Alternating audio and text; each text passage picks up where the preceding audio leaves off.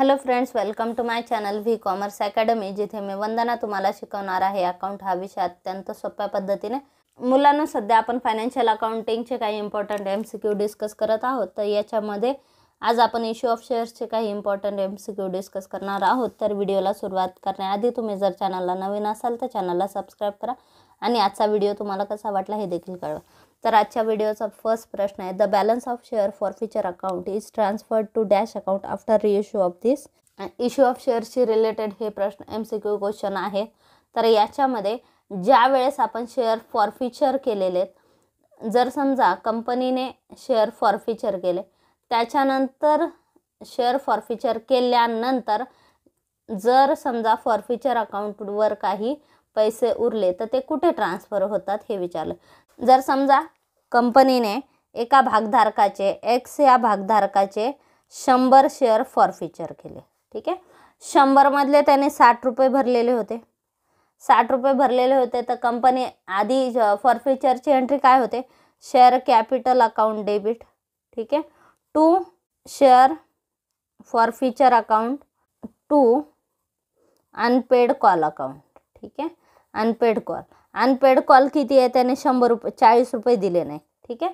किती रुपयापैकी, 100 रुपयापैकी 100 रुपयापैकी त्यांनी 60 रुपये दिलेले, तर हे जे 60 रुपये हे कंपनी जप्त करत असते, ठीक आहे। मग हे जे पैसे कोणाचे आहेत, भागधारकाचे, कंपनीने जप्त केले, मग हा काय, हा गेन असतो, हा कॅपिटल गेन असतो। आणि जर समजा नंतर हाच शेअर 100 रुपयाचा कंपनीने 90 रुपयाला विकला, ठीक आहे, 90 रुपयाला विकला म्हणजे इथं 10 रुपये लॉस झाला, तर हा जो 10 रुपये हा लॉस याच्यातून कव्हर केला जातो।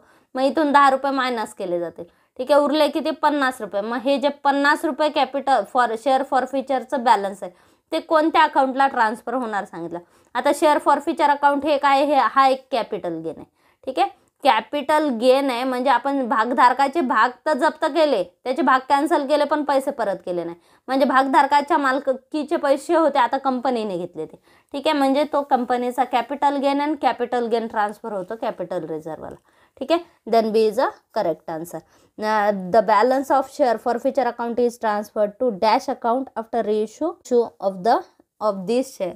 मग हे जे बॅलन्स आहे हे कुठं ट्रान्सफर होतं, शेअर फॉरफिचर अकाउंटचं बॅलन्स ट्रान्सफर होतं कॅपिटल रिझर्वला।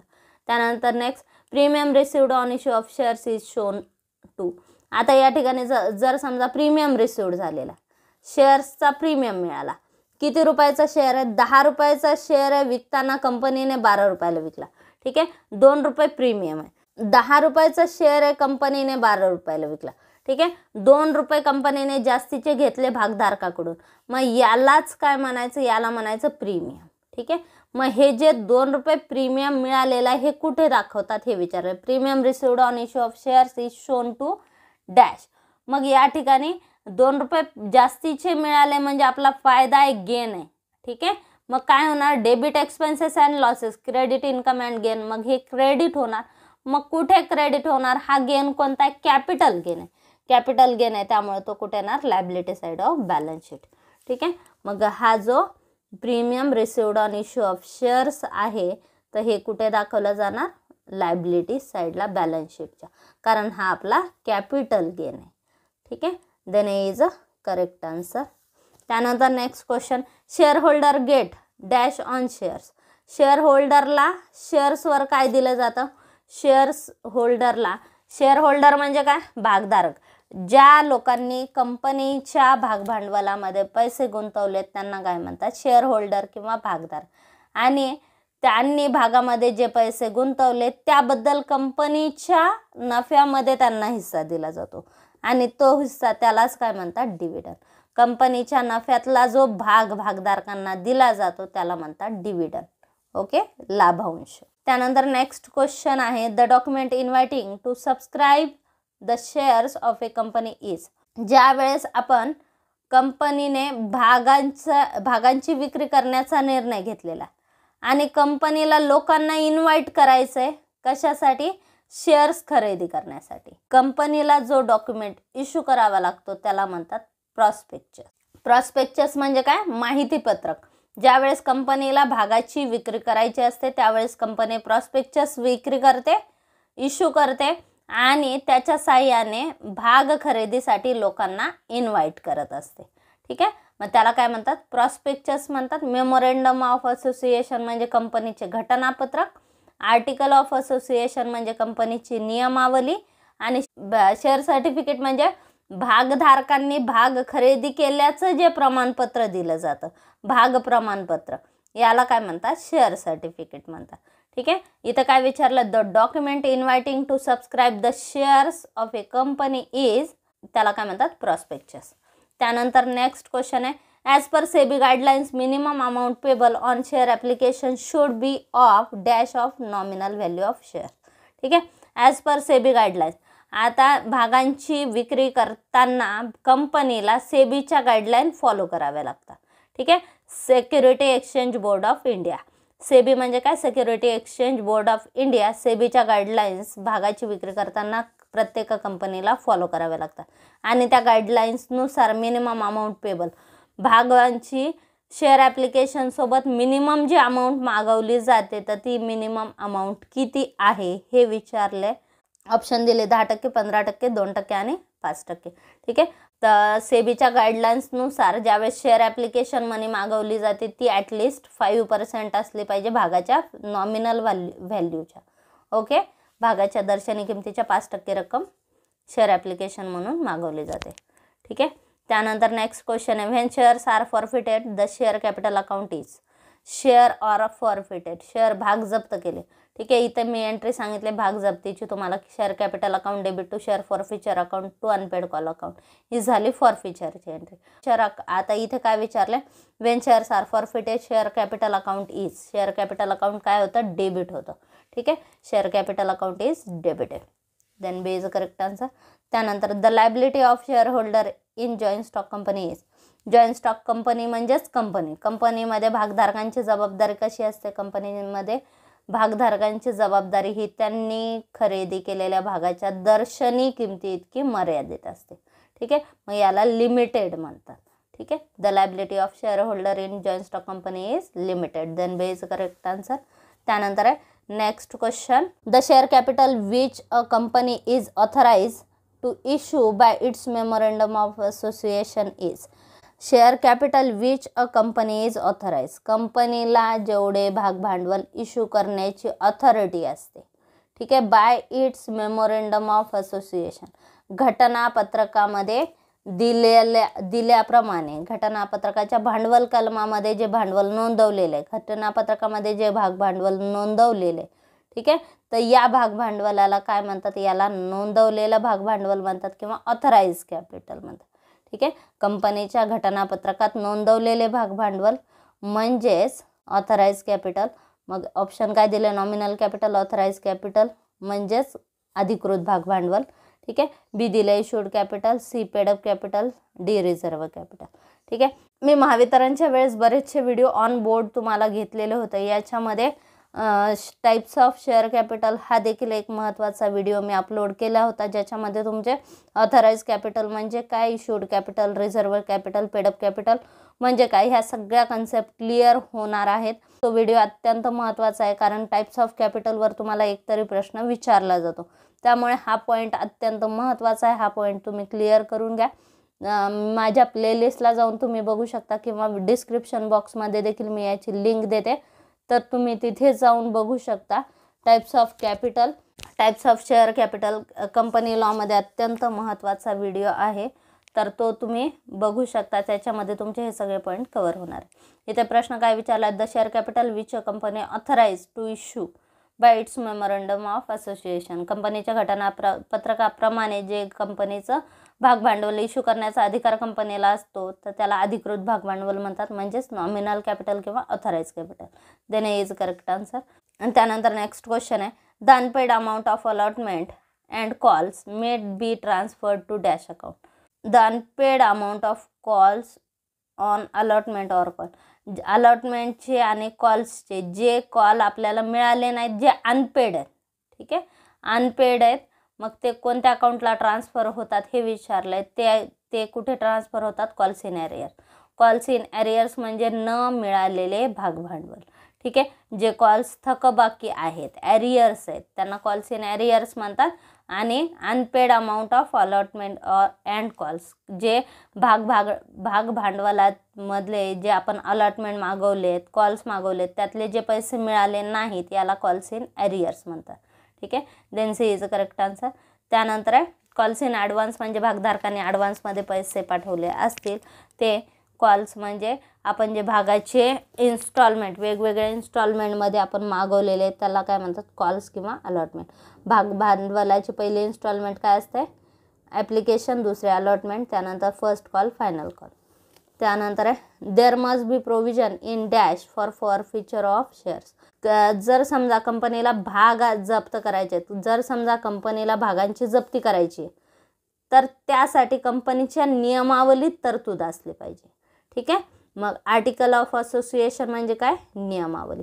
जर कंपनीच्या नियमावलीत तरतूद असेल तरच कंपनीला भागाची जप्ती करता येते किंवा भाग जप्त करता येतात.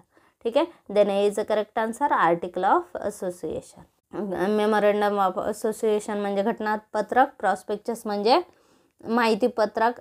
आता इथे आर्टिकल ऑफ असोसिएशन म्हणजे नियमावली, कंपनीने काय केलं पाहिजे, कसं केलं पाहिजे, कंपनीचे कामकाज कसं पार पाडलं पाहिजे, तर यासंबंधी सगळे नियमावलीत दिलेले असतात. आणि नियमावलीत जर तरतूद असेल तरच कंपनीला भागाची जप्ती करता येते किंवा भाग जप्त करता येतात. त्याच्यानंतर पुढचा प्रश्न आहे nominal value of shares allotted to the public is called. Nominal value of shares allotted to the public is called, म्हणजेच nominal value of shares allotted to the public, पब्लिकला आपण अलॉट केले किंवा पब्लिकला आपण शेअर्स विकले, जे भाग आपण पब्लिकला विकले, ठीक आहे, किंवा इश्यू केले तर त्याला काय म्हणतात, सबस्क्राइब्ड शेअर कॅपिटल. त्यानंतर आहे paid up value of all shares allotted is called, भागधारकांना आपण जे भाग विकलेले त्याची व्हॅल्यू त्यांनी जी भरलेली आहे तर त्या व्हॅल्यूला सुद्धा काय म्हणतात, सबस्क्राइब्ड शेअर कॅपिटल. ठीक आहे, भाग भांडवलाचे हे महत्त्वाचे प्रकार असतात. सगळ्यात आधी ऑथराइज शेअर कॅपिटल, कंपनीच्या भाग भांडवलात नोंदवलेलं कॅपिटल म्हणजे ऑथराइज शेअर कॅपिटल. ऑथराइजपैकी जे भाग आपण लोकांना विक्रीसाठी काढलेले त्याला म्हणतात सबस्क्राइब्ड शेअर कॅपिटल. सबस्क्राइबपैकी जे पैसे लोकांनी भरले त्याला म्हणतात paid up share capital. Paid अपपैकी जे लोकांकडून मागवलेत आपण तर त्याला काय म्हणतात, कॉल्ड अप कॅपिटल. आणि कॉल्ड अपपैकी लोकांनी जी भरले त्याला म्हणतात पेड अप कॅपिटल. ठीक आहे, तर हे झाले भाग भांडवलाचे प्रकार. याचा एक डिटेल व्हिडिओ मी बनवलेला आहे, तर तुम्ही माझ्या प्लेलिस्टला तो बघू शकता. तो व्हिडिओ देखील खूप युजफुल आहे, त्याच्यामध्ये तुमच्या कॅपिटलशी संबंधित सगळे कन्सेप्ट क्लिअर होणार आहेत. तर इथे काय विचारलं आहे, paid up value of all shares allotted is called dash capital, जी भागधारकाने भरलेली रक्कम आहे अलॉटेड शेअर्सची तर त्याला काय म्हणतात, सबस्क्राइब्ड शेअर कॅपिटल देखील म्हणतात. त्यानंतर नेक्स्ट क्वेश्चन आहे, if the article are silent regarding interest on calls in arrears, the minimum rate of interest to be charged is. If the article is silent, आर्टिकलमध्ये जर समजा दिलेलं नसेल की इंटरेस्ट ऑन कॉल्स इन ॲरियर्सवर interest किती असणार आहे तर तो इंटरेस्ट किती असतो, 5% असतो. ठीक आहे, तर कॉल्स इन ॲरियर्सवर 5% इंटरेस्ट असतो. कंपनीने जे भागाचे पैसे मागवलेले भागधारकांनी ते जर भरले नाही तर त्याला कॉल्स इन ॲरियर्स म्हणतात. त्याच्यानंतर कंपनीची डेट संपल्यानंतर, मुदत संपल्यानंतर त्या कॉल्स इन ॲरियर्सवर कंपनी व्याज देखील चार्ज करते, ते 5% चार्ज करते. Okay, then is correct answer. त्यानंतर नेक्स्ट आहे, if the article are silent regarding interest on calls in advance, the minimum rate of interest to be charge. ज्यावेळेस कॉल्स इन ॲरियर्सवर किती टक्के इंटरेस्ट असतो, कॉल्स इन ॲरियर्सवर 5% इंटरेस्ट असतो आणि calls in ॲडव्हान्सवर 6% interest असतो. ठीक आहे, कॉल्स इन ॲरियर्स म्हणजे न भरलेले पैसे, कॉल्स इन ॲडव्हान्स म्हणजे भागधारकांनी जास्तीचे भरलेले पैसे, याला कॉल्स इन ॲडव्हान्स म्हणतात. त्याच्यावर किती टक्के इंटरेस्ट असतो, 6%. त्यानंतर next, dash is deducted from the share capital to know paid up value of shares. ठीक आहे, जर समजा आपल्याला पेडअप व्हॅल्यू काढायची आहे, भागाची पेडअप व्हॅल्यू जर काढायची असेल तर कॉल्स इन ॲरियर्स न भरलेली रक्कम त्यातून वजा केली जाते, कॉल्स इन ॲरियर्स, मग ती त्याला न भरलेली रक्कम वजा केली जाते त्याच्यातून. ठीक आहे, मग ती येते paid up value of shares. Then B is a correct answer. त्यानंतर next question, the excess price received over the par value of share should be dash to security premium account. ठीक आहे, एक्सेस व्हॅल्यू आपण 10 रुपयाचा share 12 रुपयाला issue केलेला, ठीक आहे. 2 रुपये एक्सेस व्हॅल्यू आहे, हे 2 रुपये एक्सेस व्हॅल्यू ही कुठे होते, ही क्रेडिट केली जाते, कारण हा आपला गेन आहे, फायदा आहे. आणि फायदा असेल तर काय होतो, क्रेडिट होतो. मग कोणत्या अकाउंटला क्रेडिट होतं, सिक्युरिटी प्रीमियम अकाउंट. ठीक आहे. Then credited to security premium account, B is a correct answer. त्यानंतर नेक्स्ट क्वेश्चन आहे, the capital with which a company is registered is called. The capital with which a company is registered. कंपनीची नोंदणी करताना जे भाग भांडवल आपण नोंदवलेले, तर याला ऑथराइज शेअर कॅपिटल म्हणतात, नोंदवलेले भाग भांडवल. ठीक आहे. कंपनीची नोंदणी करताना जे भाग भांडवल नोंदवलेले किंवा कंपनीचं भाग भांडवल जेवढी अमाऊंट दाखवलेली आहे त्याला काय म्हणतात, ऑथराइज शेअर कॅपिटल. ठीक आहे. Then C is a correct answer. त्यानंतर next, if a share of ₹100 is issued ₹90, it is said to be issued at discount. ठीक आहे. 100 रुपयाचा शेअर 100 रुपयाला विकला, याला म्हणतात इश्यू ॲट पार. 100 रुपयाचा शेअर 110ला विकला, इश्यू ॲट प्रीमियम. 100 रुपयाचा शेअर 90 रुपयाला विकला, याला म्हणतात issue at discount. Then B is a correct answer. त्यानंतर next, if a share of ₹100 is issued at ₹100, it is said to be issued at par. ठीक आहे. Then A is a correct answer. त्यानंतर if a share of ₹100 is issued at 110, it is said to be issued at premium. ठीक आहे. 100 रुपयाचा share आपण 110ला विकला, 10 रुपये फायदा आहे, मग याला काय म्हणतात, इश्यू ॲट प्रीमियम. तर हे झाले इश्यू ऑफ शेअर्समधले काही इम्पॉर्टंट MCQ क्वेश्चन. तर आजचा व्हिडिओ तुम्हाला कसा वाटला हे कमेंट बॉक्समध्ये नक्की कळवा. चॅनल अजून सबस्क्राईब केलं नसेल तर चॅनलला सबस्क्राईब करा, व्हिडिओला लाईक करा, शेअर करा आणि सबस्क्राईब करा. थँक्यू.